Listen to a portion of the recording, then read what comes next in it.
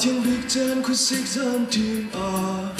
nào ta bích chân luôn quang trường bồi sinh hiền trừ nâng về cây cần xuôi ngang lê chất lâu nạc ruộng si pha rê thấy quân gia kịp tuổi cần ta chuộc ta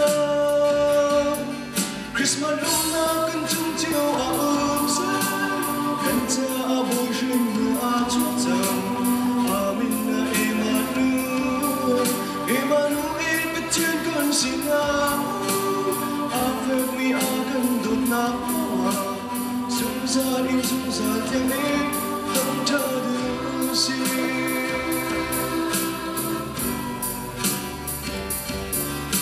xuôi nào mình đi thì nào than mưa trong cơn leo nâng na in cần thân khâu tu yên ngân đi bộ nâng về cây hey Mary trong cơn linh nâng na quét lên vai lòng trường cần cho thì tâm Christmas lúc nào cần chung chiều rơi cần cha bồi sinh nhà chúc chồng Amin Emmanuel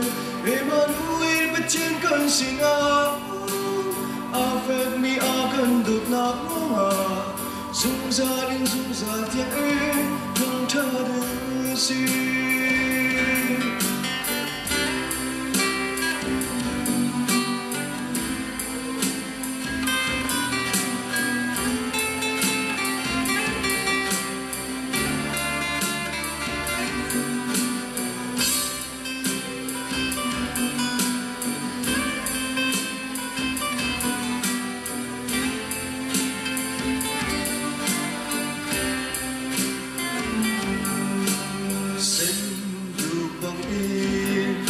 xin mi cần xuôi bên lạc nhà trừ